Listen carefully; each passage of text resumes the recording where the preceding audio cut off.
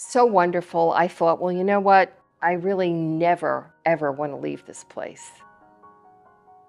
I want to be here. I'm home.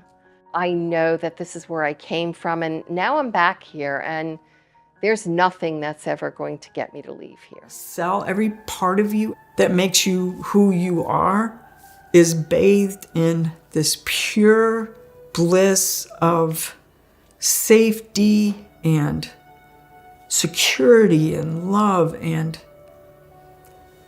that you never want to leave. This is why when some people are given the choice, they say, I'm not coming back. If you listen to near-death stories, I was given a choice and there's no way I'm going back there. If somebody said you have to sum this whole thing up in just 3 words, it would be very clear. These spiritual beings that were with me as I floated away in this blackness, they were so glad to see me, you know? It was like welcoming somebody who's been away on a long voyage.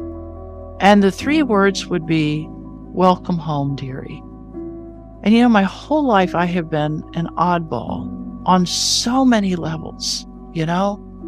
I have just never fit into this world very neatly. And I had felt like such an outsider to life, you know? And in this experience, I was with these beings, people, whatever you want to call them, that were so proud of me, so happy to see me back. I just can't begin to describe how I finally felt like, oh my gosh, there's an old poem, I can't remember the details, but the humans drew a circle and kept me out, but then God drew a circle and took me in. And that's what it felt like. I'd finally found my circle where people surrounded me and said, hey, here you are. Look at you. We're so glad you're home. We're so glad you're back. It all worked out, didn't it?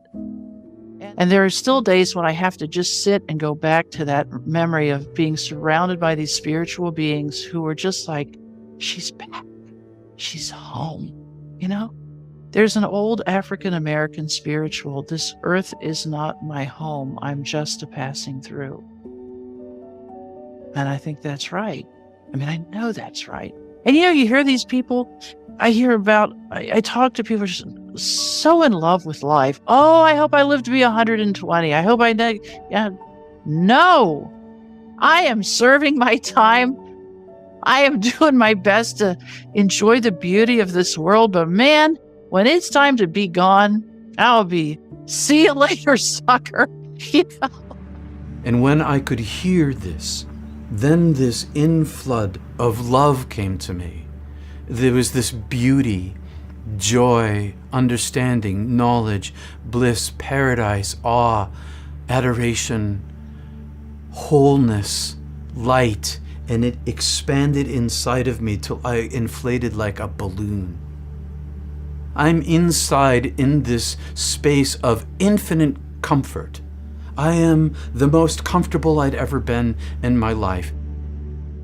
I felt my consciousness being propelled out of that black void into what I would only describe as an amazingly beautiful night sky with bright lights and beautiful stars, colors I had never seen, vivid rays of light, and what appeared to be almost a very intricately woven spider web of light. It's the only way I can describe it. The stars, it was almost like I was looking at constellations. And I was a bit of a science nerd, so part of me at that point was kind of looking to see if I could actually recognize constellations, and I didn't. They were completely different formations, but none of them seemed haphazard. They all seemed purposeful. And it was just so beautiful, almost as if you were looking through the most powerful telescope you could ever look through. I remember feeling that I was just suspended in this web. And somehow also, I was aware that I was part of it, which was really interesting. I felt separate at first, and then very quickly felt that not only was I a part of this web of light and purpose, but I was an important part of that web. And this kind of blew me away. I was amazed. I was like, wow, I'm part of this? I really couldn't make sense of it, but I was okay with not understanding how I got there, what this was. I just really allowed myself to kind of feel suspended in that and to just be. There was no place for me to go, no place I wanted to be. I had no sense of my past or my future. In fact, there was no sense of time whatsoever. Everything was happening in the now and all at once, which was a little bit mind-boggling, but I just loved it. And I became very aware that my five senses really did not apply to this place. I say I was seeing these lights and this matrix and web, but I really wasn't seeing it with my eyes. In fact, at some point, the lights were so bright and beautiful that I remember saying to myself, don't look directly at them because they're so bright, they'll hurt your eyes. And when that thought occurred, something pulled me actually to look directly at them, and I did. It's almost like I was able to join with them. It's hard to kind of find the words, but I looked at them and I kind of looked through them, and I got the sense that they were also looking through me into almost the deepest part of me. And I could kind of also see and take in information that was kind of 360 degrees, not in a linear way that we do in the physical world. And I also felt and heard these harmonic vibrations. I would say it was like the most beautiful choir I certainly had ever heard, but not human voices. Just incredibly beautiful harmonic sounds and also dissonant sounds, but somehow they all worked together in an amazing, purposeful and beautiful way. And I just was reveling and soaking in the magnificence of this place and the awareness that I was somehow part of it. And at that moment of surrendering that desire to figure it out and understand it, I started to feel that I was moving at a pretty high rate of speed through this light matrix and became aware very quickly that these light energies were all souls. Some of them I recognized, some I didn't, but I still felt I knew them. I knew I had been there before. And I knew that every orb of light was unique, but yet there is absolutely no separation. They are connected to each other in a way that is just magnificent, and I'm connected to them. The reality of it was so much more intense than what we all experience in everyday life. Like, for example, in terms of talking about the colors, and about just the sensations of unbelievable, unconditional love and peace. The only thing I've said is, in the Bible, they call it the peace that passes all understanding. And it really does. You just can't express it.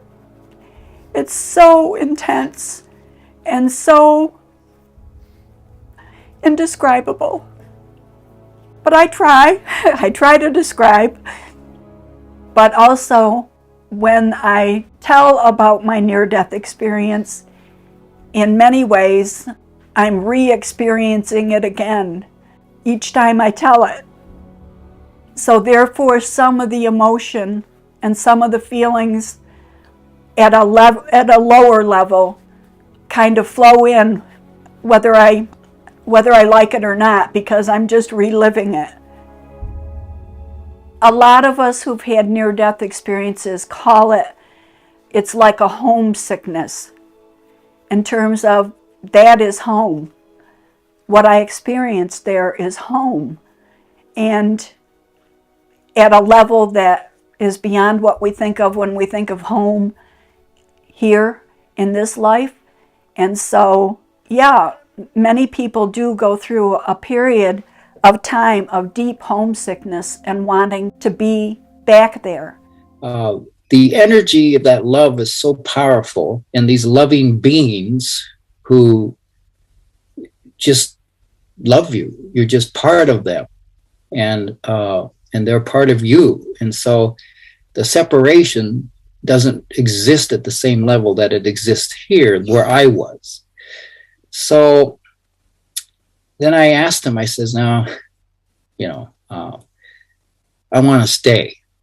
I mean, because it was so beautiful. And I wasn't seeing buildings or anything like that. It was just the beauty of being in that white light was just, that was home. That was the deepest home I could ever feel like. It's like this is my home, and it was so wonderful. As I got closer, 3 fragments broke away, and they were welcoming me home. And I recognized them as family. Not so much family that I'd lived in this life, but more of a greater family that are always with me. And eventually a dozen of them came, and they were welcoming me home.